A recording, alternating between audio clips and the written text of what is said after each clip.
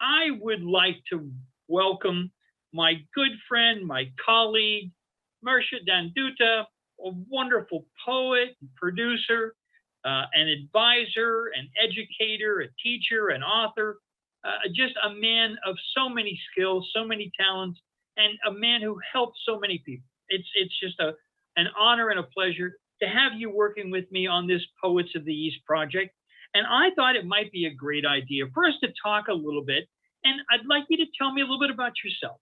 When did you start writing as a young child? Did you start as a young man? Talk about your art, your writing. When did you start writing, brother? Hello, thank you very much for this invitation. It is really an honor and a pleasure for me. Um, and it is also a privilege for me to cooperate to this wonderful program, Poets of the East. And I have to admit, this is a matter that goes very deep in my soul, into my heart. And even if it is not far away with the one and only program I'm working at, it is still my favorite and the one I love the most, because it was the first one and still remains a matter of very deep subjective implication. Well, I started writing, I mean, what I recognize now as poetry when I was 44. That means, so I wasn't a young child, I wasn't a young boy, I wasn't a young man anymore. Um, I used to write something that some call poetry when I was a young boy or a young man as well, but unfortunately, it was very much influenced by the political propaganda of the time. And even if I have always been an anti-communist, um, my poetry was very much influenced by, from stylistical point of view, by the style of that time. Therefore, I don't recognize that poetry anymore. I don't consider it as being poetry, and I consider myself being a poet starting with those collections I edited and published in the Czech Republic in the Czech language. And I have to stress that I'm writing in Czech. So I would like also to say welcome to our guest, Alexandra Psaropoulou, who is now with us and made us the honor to join this third episode of the Poets of the East. Welcome, welcome, my dear. Thank you very much, Rick. It is very kind of you, and I really appreciate that you agreed with this. I think really great constellation of poets which come today, including Alexandra, a star of European and world format, and also the poet you are going to invite. I mean, two stars which really belong to the same level of talent and celebrity. Alexandra Psaropoulou, very well known Greek, European, and world poetess, and also editor. She's not only a poet, but also an organizer of cultural programs and a publisher, a very respected publisher in Greece and in Europe. Alexandra Books is one of the most respected and admired publishing houses in her country. But what made her really famous and what defined the individuality, the unicity of her style is this fantastic synthesis between poetry, music, and graphic arts. That because actually her poetry is not anymore only poetry, it is a form of art defined by Alexandra Psaropoulou, and which should be, I think, named just like this, Alexandra Psaropoulou art, because it is defined by her, and the main dimensions are this very romantic, deep philosophical content of poems, the very romantic and in the same time profound music made by her husband, who is going to join us a little bit later. And believe me, it really is a great and a complex experience. Listen and looking to both of them as they present. I can't even say recite, because recite would mean limiting their performance, as both of them present, execute the wonderful poems by Alexandra. all this being fulfilled by that graphic disposition of poems combined with designs, with pictures made also by Alexandra. So I would like to kindly ask Alexandra whether how did she get this idea? How did she which inspired her into transforming poetry, already a very complex, old and respected art, into an even higher form of art defined by this art synthesis in between poetry, music, voice, so theater in a certain case, and also graphic design. Ladies and gentlemen, Alexandra Tsaropoulou. And a Sorry. poet. Yeah, I only self-publish my own books. I just publish my books on Amazon. I self-publish. Since all the publishers I had been trying to sell my books to were, I don't know, they were kind of taken aback with my strange art, poetry mixture. And it seemed like they couldn't really market it. And so I ended up self-publishing on Amazon. But as far as the graphics go, I had always combined my words with my images ever since I started writing from 20 years old. But in the beginning, in Greece, I would just paint oil paintings. So for every book, there was like a whole series of oil paintings. And then when I went to Manhattan, then we got the idea of graphic design from some brochures we saw. And then I took a course, and that's how I switched from oil painting to graphic designing. And actually, oil painting is really messy.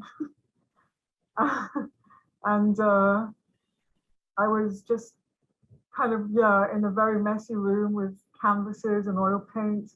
And then you have to take very professional photos of each oil painting in order to make the book. So computer graphics makes it so much easier. You just kind of have the inspiration, then you design, and it's all already on the PC. Yeah. I've always my entire life combined words and images together. I've always been a poet and an artist together.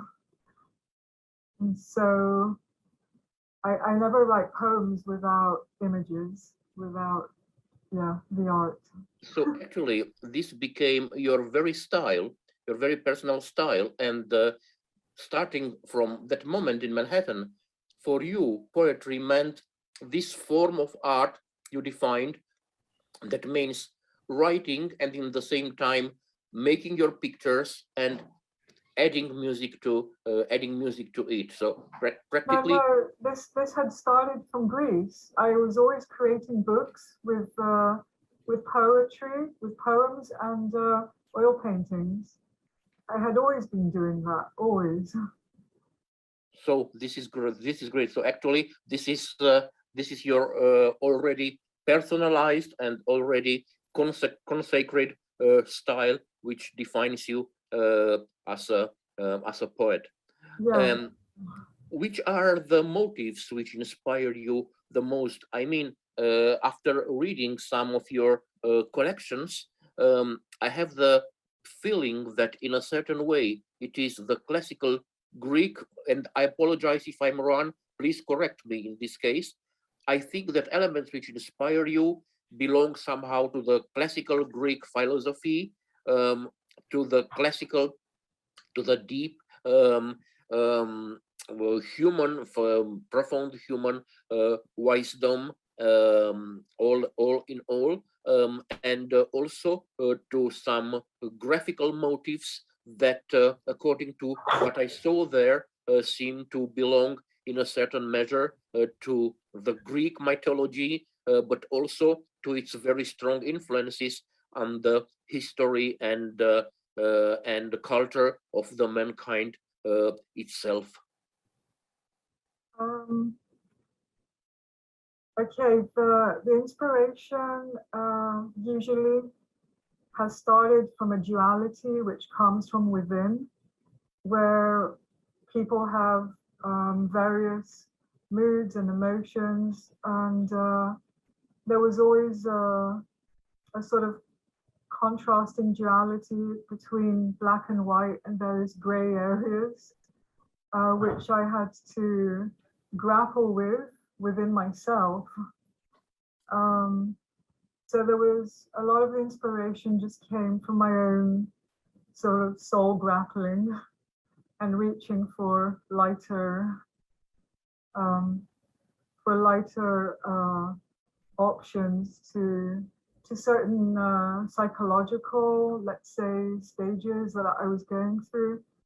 And so most of the poems, if you've noticed, they grapple with a certain duality, which exists in each person and in the world itself, between light and darkness. And there are days when, or phases of our life when we feel more depressed, and we're kind of trying to hang on there, hold on to life and feel brighter. And then there are days when we truly are in the wonderful sense of spiritual flying and enlightenment.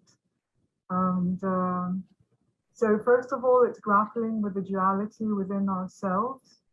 And secondly, it grapples with some humanitarian issues such as abuse, whether it's domestic abuse or whether it's abuse of citizens from a ruler, such as there is now going on. So, but it's all in every book, poem, in every book, there is always this sense of duality, darkness and light, and the flying is the light superseding the darkness. I also, first of all, I would like to kindly say welcome to our next guest, a respected poet, Rawle James. Welcome here. I guess you and Alexandra know each other. Nevertheless, please allow me to introduce you to yourselves. If you eventually don't know each other already, we were talking now about Alexandra's style, which is a very interesting and complex combination of poetry, word art, and graphic design and music. I would like to ask whether within this duality, does the state of dream has some influence on it, or just this idea of fictional, of Dichtung, of a parallel universe that inspires us, that where actually what is authentic, what is true in our formally concrete world is projected into some abstract visions. Are you inspired by dreams, by parallel worlds? Yes, well, everything that we say and do, everything we see is done from a subjective perspective. Always, everyone has their own outlook on things. But yes, you're quite right. The Flying series started from a series of visions, which were not dreams. They were actual visions in an awakened state. I don't really like to say it a lot, but I do have visions, and I felt very connected to a very higher, pure light, and that's how the whole series began, actually. And I felt like half of me was kind of in another dimension, and half of me in this world. It was very intense, the first vision. that I had, which was the beginning of the flying series. Actually, it is quite normal because reading or listening or just receiving your poetry is also a very intensive experience. So we can imagine that what inspired you, that primordial vision, was also something very intensive. I suggest that we would present some of your poems, and Yes, I can do a smaller one now if you like, which was actually That would be wonderful. the beginning of the flying series. And Sure. And let if me you set up this screen share, okay? Okay, if you've noticed with Rawle, I had in Inspired Poetry Corner, I had a recorded guitar playing because, yeah, it was too early again. Do you want me to do it with a recorded guitar or just read it? However you'd like to do it. Okay.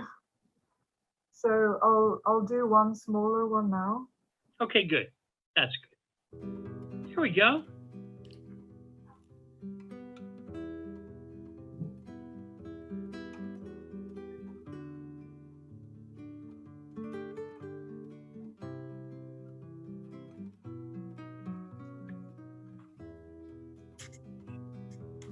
The flying is high, the flying is high, the flying is the highest. It lasts forever. Take me on the turquoise horse, over the hayfields, into the sun. Forever. High mountains flying right, no crash landing. Deep ravines, rivers flowing, eagles above. Taking me on the turquoise horse. Love, freedom, poetry. If you can accept the windings of my mind, if you can trust the reality of my fantasies, living in the strange wonders and genuine pleasures of this world and other worlds, living where fantasy and reality merge, following the intuition and the intuitions of the past, following the invisible and the visible, lying by the sea, under the olive tree, open and ready, it's all changing.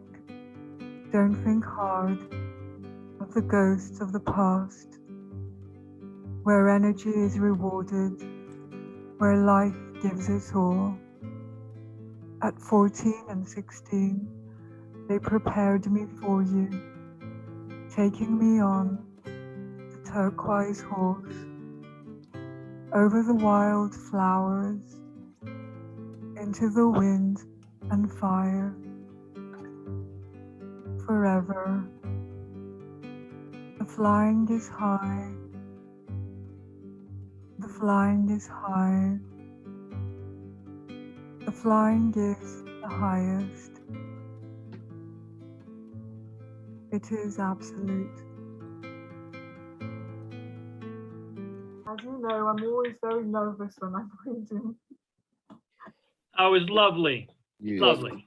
was great. It was really wonderful, romantic, deep, complex, just like in her style. And yes, ladies and gentlemen, this is more than poetry. This is Alexandra Tsaropoulou. So we will change the line. We will follow the line of the recording and leave now Rick and Mr. James to work. Then at the end we will add some other pieces from Alexandra's works when her husband comes, and we will have the opportunity to listen and to watch them together. Thank you very much. We will be back. Thanks a lot, Rick Spisak and the Poets of the East. I just want to add one thing. Alexandra, I want to compliment you. It looks like your graphics have evolved from what the first ones I saw, which were very line oriented, and I see they've expanded and you're using fields of color now and wonderful, seemingly three-dimensional spaces. Your work is evolving even more beautiful than it was when I first saw your work. So congratulations. Thank you. That I've known Rick for many, many years, and he kind of pushed me into the open mic scene because I was really nervous.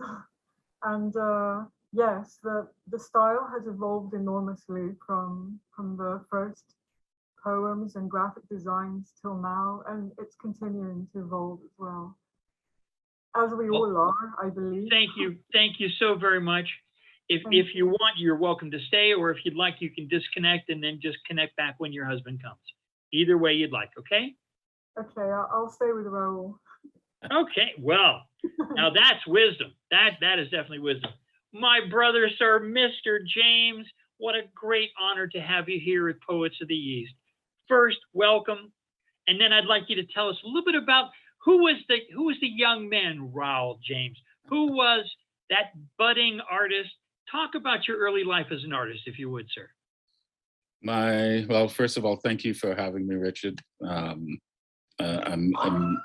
just grateful and humbled by your invitation and the words and the things that you say about me. I am grateful. I'll have to make sure you're paid well one day.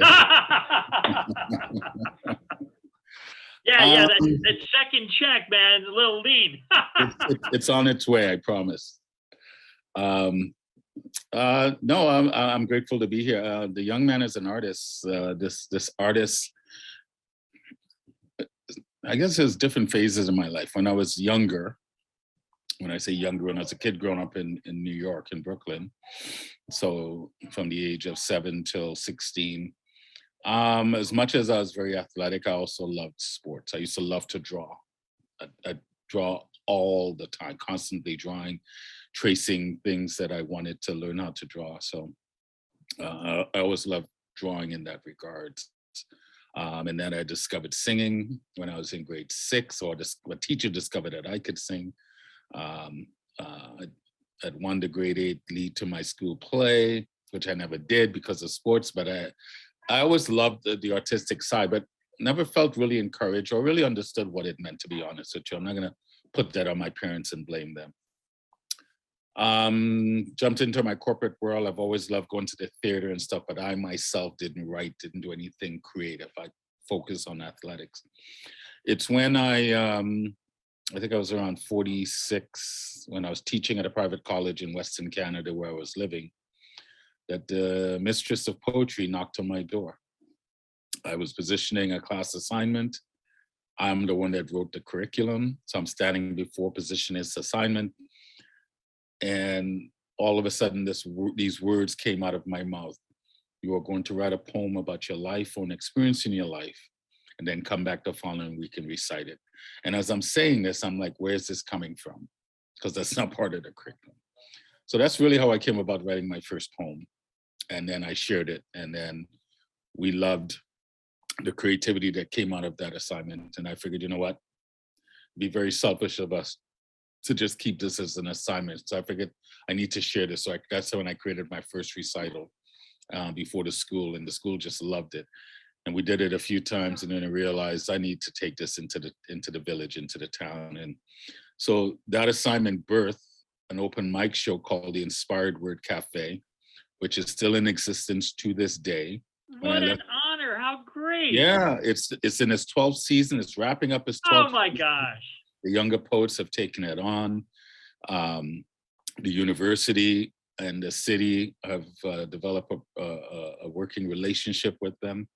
So to see it legitimized, the younger poets have turned it into a nonprofit, and they're doing amazing things around inclusion and diversity and promoting arts and literacy in Kelowna and British Columbia. So it was good to see how an assignment and how that spark of inspiration, where it led to today, and the effects it have had on so many lives, mine included, because as you know, as Alexandra said, I do a monthly recital show, which you honored us with your presence. And you know, I think I said in the last show, I always feel like I'm stealing from you guys because I invite these people to come and share of their brilliance, and I get to listen to it, and I get the goddess bumps, and it's just, it blows my mind. So, you know, my creativity may have physically manifested later in life, but it's yielded such amazing experiences from it. Let me ask you another question. Yes, sir. I'm always intrigued at the inspiration of writers, of poets and artists. And, you know, one of the things that I just love about your work is it seems you have such a deep appreciation for the human experience. And I'm wondering, you know, some people get that depth of philosophy from books, from study, from religion, but others, it just seems to come from their character.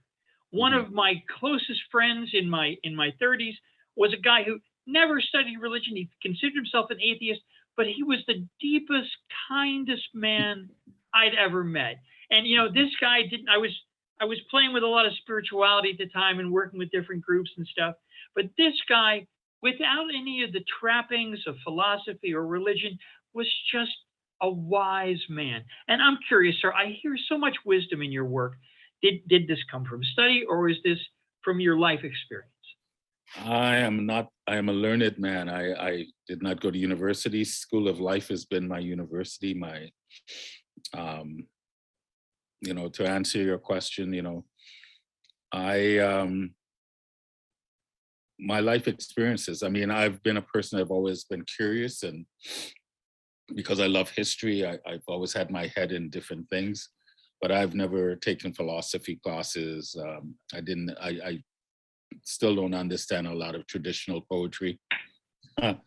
I still struggle being called a poet when I come across poets like yourself and Alexandra and our other host. I didn't go to school to study that. The best way I can answer your question is, I had an epiphany when I was 40 years old. December 17, 2001, at 1:45 in the PM, I heard a voice based on an experience of still being stuck in victimhood. And the voice was really an invitation for me to step within and to get myself right, to learn how victimhood can take you to victor. And doing that internal work in that process, and which I still continue today, has built this spiritual understanding of life. That wisdom that you talk about, that you see in me, it's all around us. But the wisdom I've also learned is attached.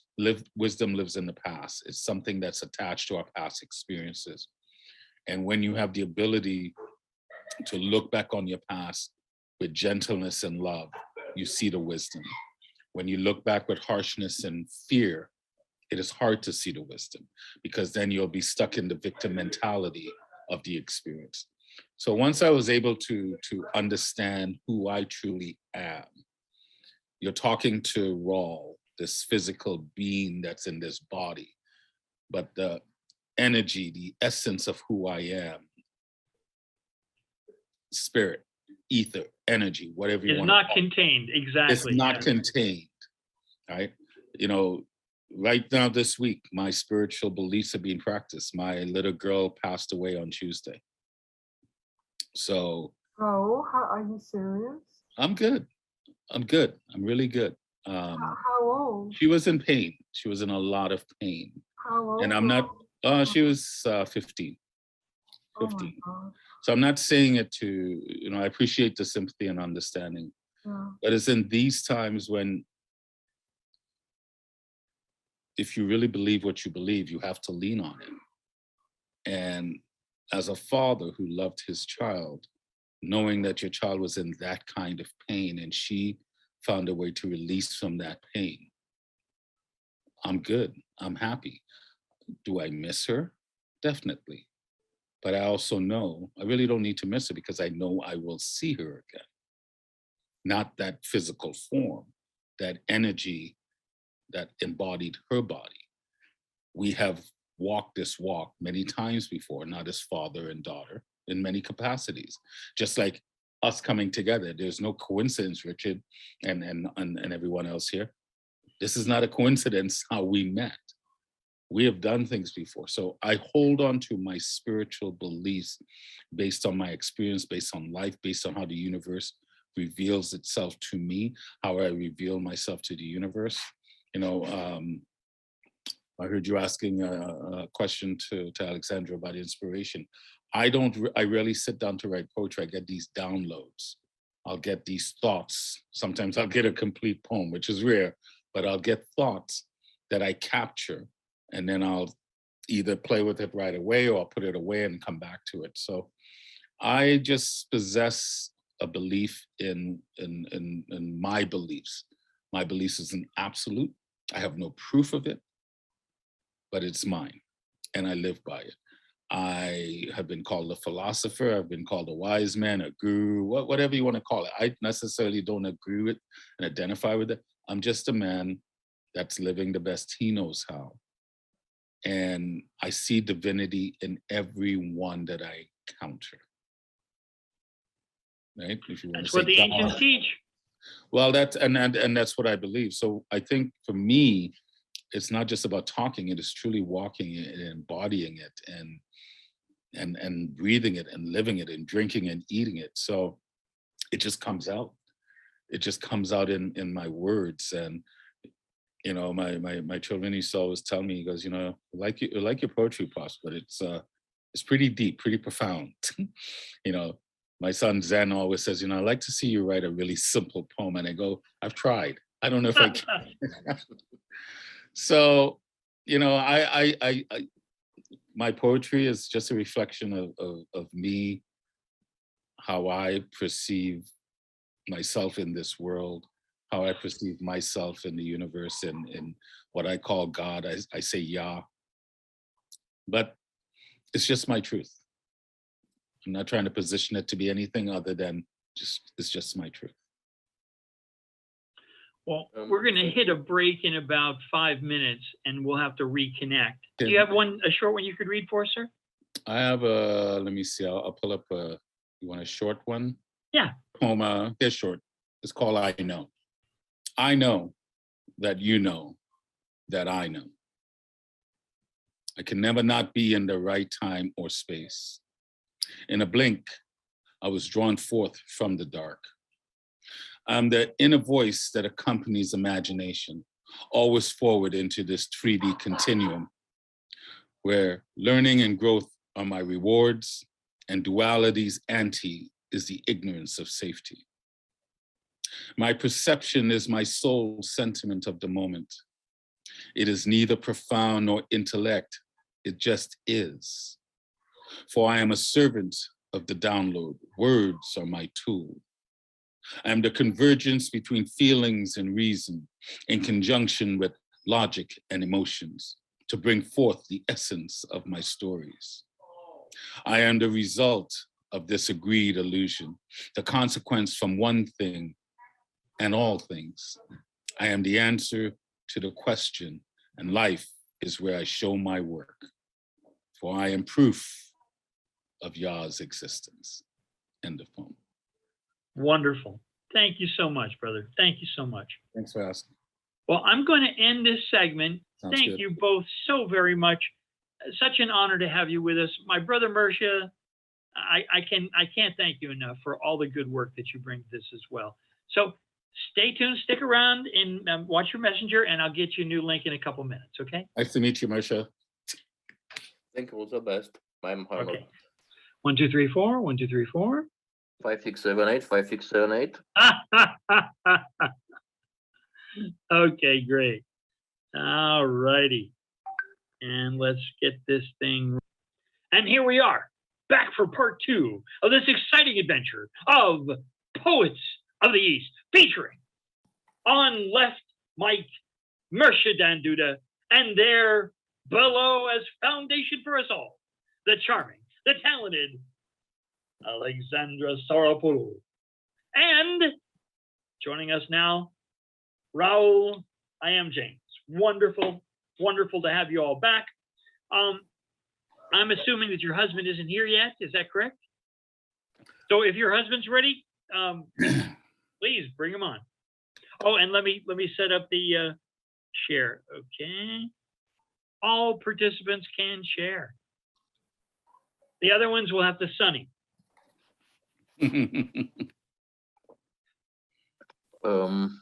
You have to have a certain amount of age to get that joke. Yeah, you do.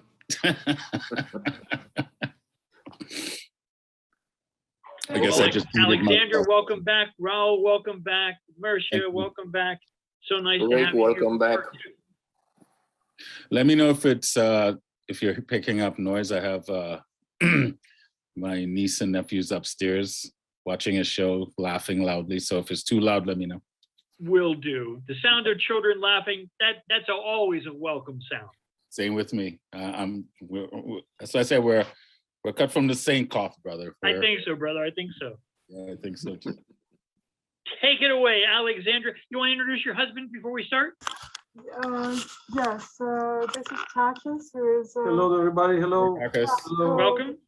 Hello, Raul. How are you, my man? I'm good, my brother. Good to see you. Okay, me too. Me too. Thanks, my man. My visions are my torture. My visions are my comfort.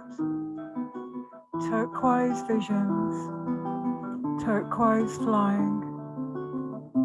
For those whose hearts are not tired of sowing in the field of dreams. For the journey is bittersweet, half hurt, half tenderness, like thorny milk thistle, like sweet smelling jasmine, accepting variety and different behaviors, going beyond wrongdoings and right doings, into new and more thriving harvests. My visions are my scrambling ascent. My visions are my sacred conquest. Turquoise visions, turquoise flying, for those whose hearts can admire the phosphorescent hopes of the sunset. For the journey is rugged, half uphill, half downhill, like bare time in the winter cold, like bees gathering nectar from spring blossoms, evoking the rain's lament and the sun's caress, going beyond unpleasant and pleasant reactions onto new and even higher peaks. My visions are my futile mirages. My visions are my sweetest oases. Turquoise visions, turquoise flying, for those whose hearts are refreshing fountains of muses' songs. For the journey is uncharted, half tempest, half tranquility, like a wavy turbulent sea on a windy day, like crystal serene waters under the shimmering sun, sailing over low and high tides, going beyond traumatic and fond memories into new and longed for harbors. My visions are my lightning duty. My visions are my radiant basking. Turquoise visions, turquoise flying, for those whose hearts shine brightly through storms. For the journey is evolving, half empirical, half innate, seeing what I encounter seeing what I know, painting the world in dark and iridescent hues, going beyond detrimental and beneficial beliefs into new and more exquisite rainbows. Our visions are our unmanifested ashes. Our visions are our golden wings. Golden visions, golden flying.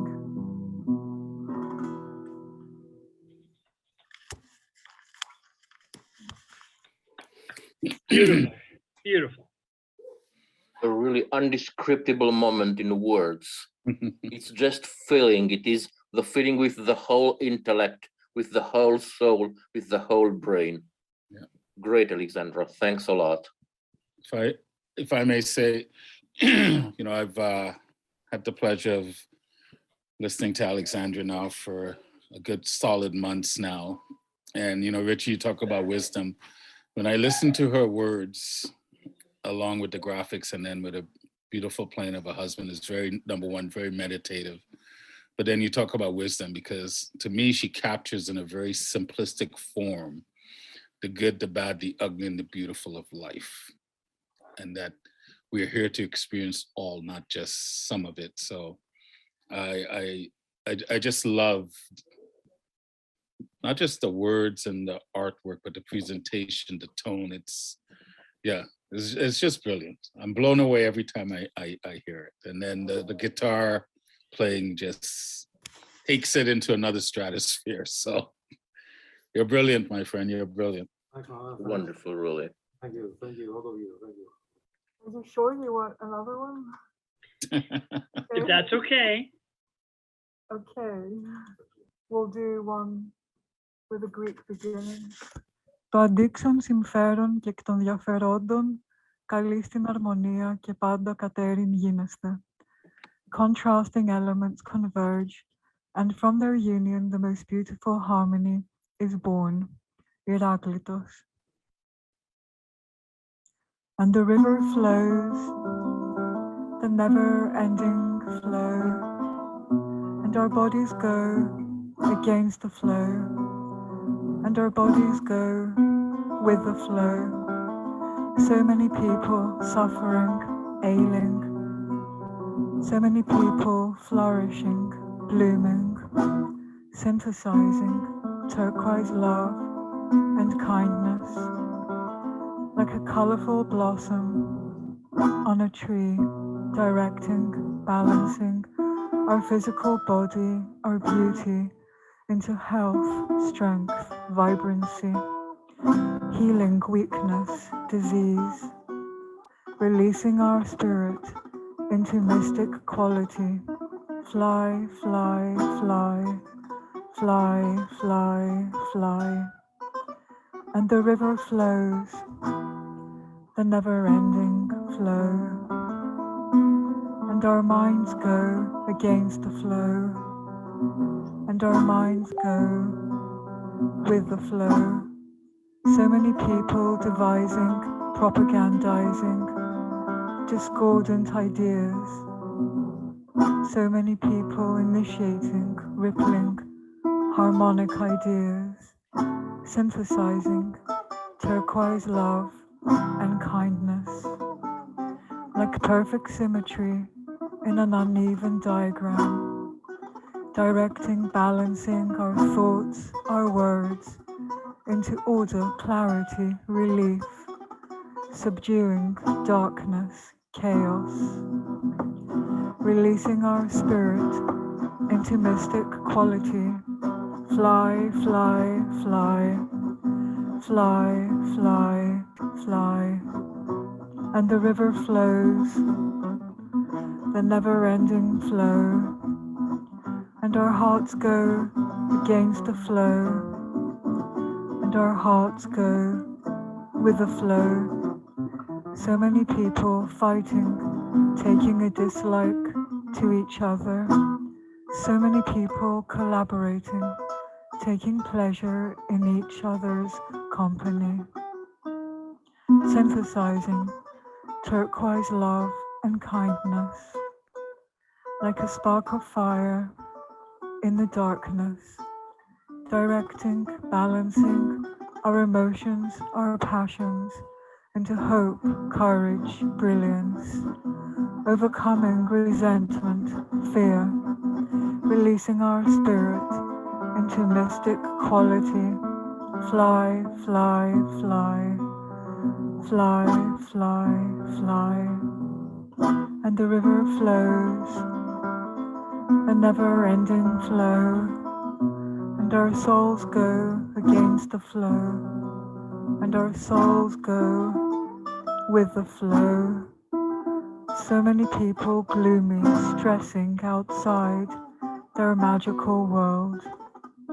So many people glowing, shining inside their magical world, synthesizing turquoise love and kindness, like the fluorescent glow of a firefly, directing, balancing our intuition, our flame, into aspirations, visions, luminance, phosphorizing visible, invisible, releasing our spirits into mystic quality.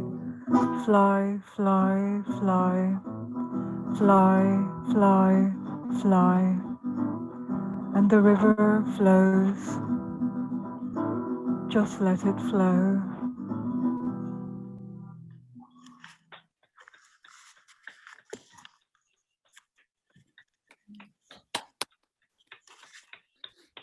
Bravo. Lovely, lovely. Fantastic. And I was wondering which way she's going to conclude all this flowing regarded from all the possible perspectives. We flow, it flows, this flows, we flow with, we flow against, and until the end, let it flow. I mean, great. It's a really what one could expect the least, and in the same time the best end to it. Wonderful, Alexandra. We're always flowing. Even when we leave our physical bodies, we're flowing in the light. Yeah. Very much. Well, so. thank you so very much. Thank you to both of you. It was a beautiful presentation. Thank you very much. Thank you. Well done, my friend. Thank you, both of you. It was great. Thank you. Mhm. Okay. Now, we turn our attention back to Rawle. Sir, we heard just a sample of one of your pieces. Why don't you tell us one of your favorites? And feel free to stretch out. Okay. Well, there's one I definitely would like to share with you. I had mentioned earlier the date of December 17, 2001 at 1:45 in the PM. It's a very important date for me because, like I said, that was to me the date of my awakening. the date, the invitation from the universe said, "Are you ready to understand beyond the victim mindset?" And you know, it was a very profound moment. You know, I've been blessed to have 3 children, and I've experienced so many things in life. And as important as the birth of my children were, this date surpasses that just a little bit, because I honestly believe if I had not woken up, I wouldn't be sitting here today. Because I was a very angry man, a man in a lot of pain because I couldn't reconcile with my past. So that's why that date is so profound for me. It woke me up, and I accepted the invitation. So this piece I call The Voice kind of encapsulates the essence of that moment and moving forward. It was a cold and snowy day, the kind of day where the weather reflected the unpredictability of what was. I was lost in the sea of my intention, surrounded in a fog that hosted the demons of torment. Then out of nowhere, I heard the lighthouse of your voice. I could not see, but I felt your space within. For too long, I've been trapped as a victim in the echoes of my mind. Venom coursed through my veins as toxic words fumbled with each other while impatiently waiting to be spewed. I was consumed by my victim's cry, my body slammed in anguish and battered from years of being lost and blinded by rage. I straddled a thin line between here and there as I swirled in my hangover of grief. My arms acted like a cane that swayed side to side, gingerly searching for a lifeline as I prayed that hope would shelter me from the turmoil of my memories. My mind was a distorted canvas of vibrant colors that housed the whirlwinds of chaos as I stood fully exposed at the crossroads of discomfort. And for a moment, my heart forgot its purpose, and skipped beats of tears flooded the chambers with waters of inevitability. At that same moment, your voice was an invitation to the door of my rebirth. I was cocooned in the placenta of the unknown as dark clouds rained and numbness of sadness. Like a deer in the headlights, I stood parallel, unable to run from the fight. My suffering had reached its boiling point from years of piling one-sided perceptions beneath the canopy of my forest. Psychosis or the burning bush, either way, your voice echoed from the valley of my shadow as a lifeline to the madness of that moment. A voice I knew, a voice I know. The tenor of your words was like a sunset backdrop in the eye of my storm. A gift from the depths that provided a force field protecting my battered soul as waves gingerly crashed over me, each serving as a reminder to the spirit I am. Caught in the intersectionality of the seconds, space was an illusion of linear time, and I was an unbalanced hiccup of insight awaiting an audience. The gentleness of your voice revealed wonders to my discomfort. I was still unsure of how or even why, but unknowingly the process of shedding my old skin of suffering had begun. There's a beginning and end to all life. My dash is my vault of wisdom to where my experiences are deposited, and insight awaits withdrawal. It also houses your voice as a reminder that the light cannot exist without the dark. I am but one drop in an ocean of drops. I am here to experience all. Otherwise, this journey would be pointless and, quite frankly, boring. So until further notice, I'm celebrating every damn thing. End of. Beautiful, beautiful. Thank you, my friend. You know, I think that's what we're called to do. We're called to celebrate these moments, to bring that joy here in the world and to share that with our fellows. And to share it with our fellows and to share all. And, as a spiritual coach, when I work with people, we always say, you're holding on to things things, you need to let go of things that no longer serve you, but everything serves you. And, as I said, how do you know light without dark? So I've gotten to a point in my life where I embrace all the experiences, even the harshness of the experiences, because without them, I would not know the beauty of life. Like I said, this has been a very interesting week for me. And these are the times when you lean on your spiritual beliefs and practices, whatever they are. And if you really believe them, then this is when you lean. So I found, great solace in that, and that I do truly believe. And I know I will see my daughter again, not in that physical form, but I will bask in that energy again, because we have before. This was not the first time we've ever done this. So yeah. That moment, December 17th, opened me up in a way that not even the birth of my children were able to open me up. So I'm forever grateful for that moment, forever grateful to myself for listening and accepting the invitation to step inside and do the heavy lifting and do the heavy work. And it's a continuous process. I still do it to this day. It's not something that you ever stop. So, that's why that date has such a profound meaning for me. Would you like to read another, sir? Yes, sir. Yes, sir. This one I call Blink into Existence. It stirs within, that which cannot be seen or felt. One with my true nature that flows in grace with spirit. Each breath has a connection to that which cannot be seen or felt. For there is no separation. Yah knows Yah. I'm a creative design that is conscious of thought, here to experience all experiences in this ripple that is time and space.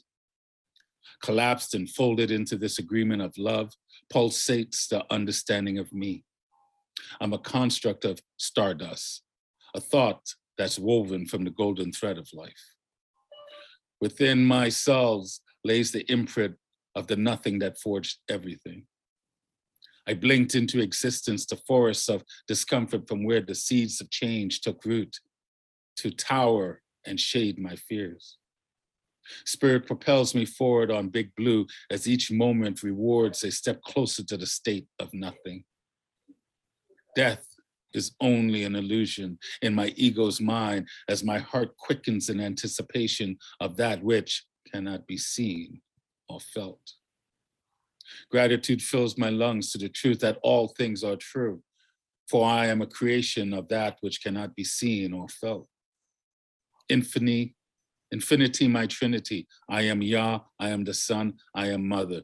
Three pearls of wisdom that arouse my every breath to the fullness of life's capacity. Each exhale is single drop into an ocean of drops, enticing the winds to soothe and gently blow the trees of my forest into a dance of unity.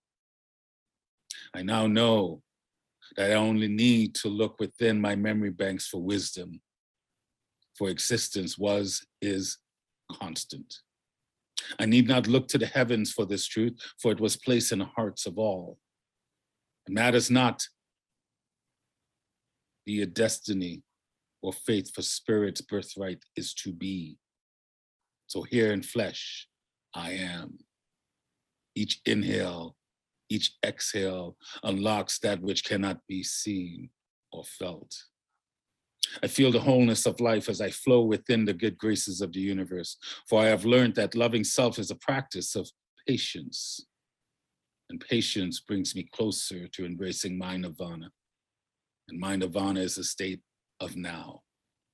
As I blink into existence, everything from the nothing of that which cannot be seen or felt.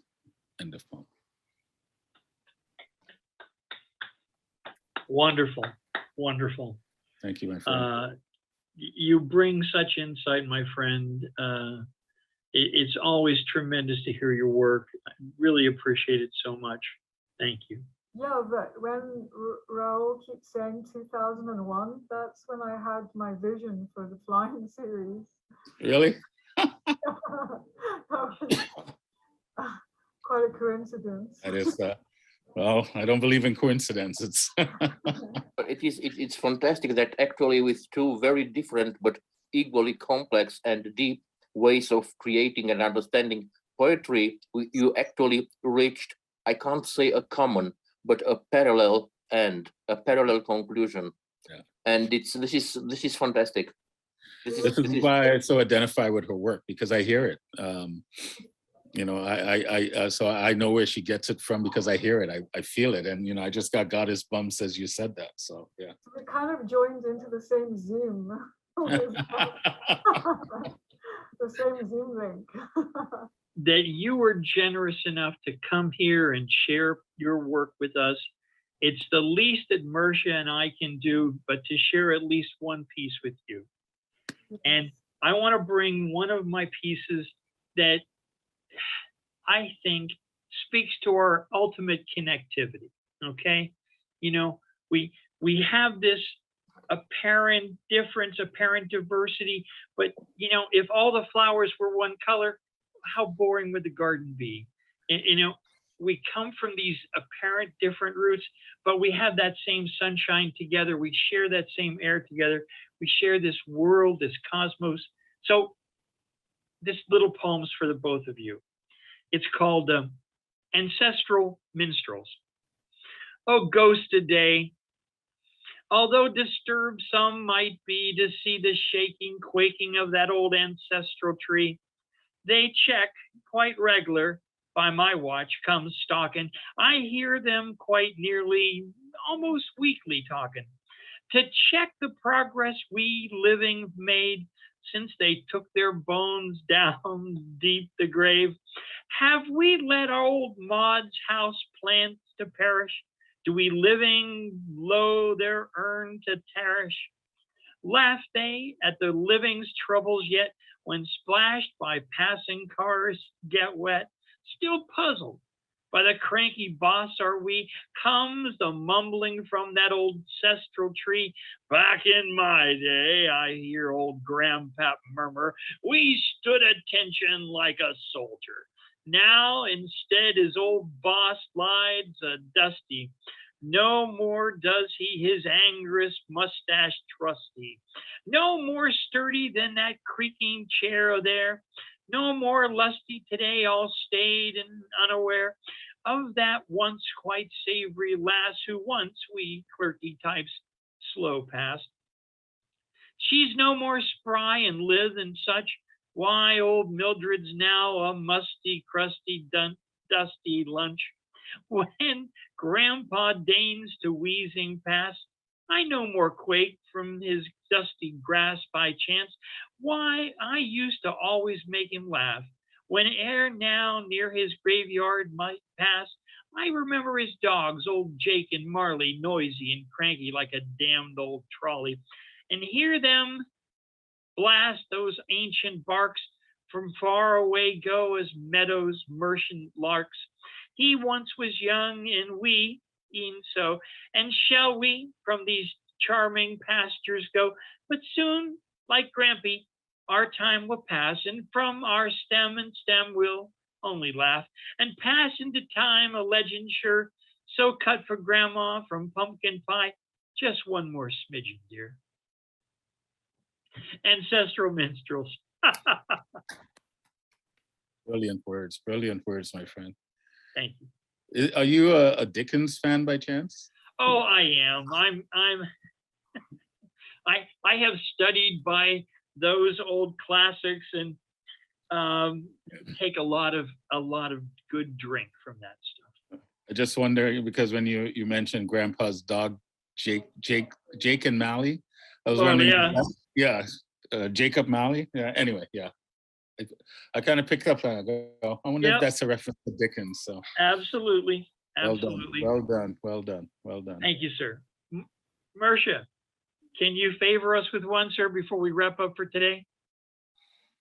Thank you very much. I will be honored. I will read The Raven, a poem, an attempt of mine to reinterpret a very old legend from the Pacific Island and from South Islands, and without having the pretension of comparing myself to the wonderful things Alexandra and her husband did, I will also have an improvised musical accompaniment. And I apologize from the beginning, it is really improvised. Okay, so I hope it will work. The title is The Raven, and The Raven, I guess he knew, or he was told, they weren't trusting him at all. Nevertheless, he left his ancient winter cold, eternal night, and towards them he flew, dressed in that heavy raven skin, for bringing them the light, the warmth from heaven. For he thought this was this destiny. He was the raven. However, when he got there and they saw how blind they were, and they had been, how ugly and how mean, they got so angry right away, and it was nothing more to say. They cursed the warmth, the light, and all they saw and they had never seen before. All he had brought them, also him, his love for them as well, and all the ravens in the world, they sent them all to hell. And then he stammered for the first time in his life. So sad he was, so silent and so slow. There was no place to dwell, no place to go, but that old, heavy raven skin. It was within it that he found again, that ancient winter dark, eternal night, his place to be, his black ivory tower. And thus he finally understood this was his destiny, his real raven power. Thank you so much, sir. Thank you so much. Just a wonderful, wonderful day today. Thank you, my friends, for bringing your art, your talent, your voice, your lovely souls here to share. I can't say anymore. It's just been wonderful. Marcia, you want to conclude with a few final thoughts? Thank you very much. It was really a very special episode. Thanks a lot, our guests, Alexandra and Rawle. Thanks a lot, Rick, for organizing and coordinating this. And I'm looking forward to the final form of this episode after Rick is going to make the editing. And I can only add that I feel deeply overwhelmed by the whole emotion of this episode. Thanks everybody for this unusual state.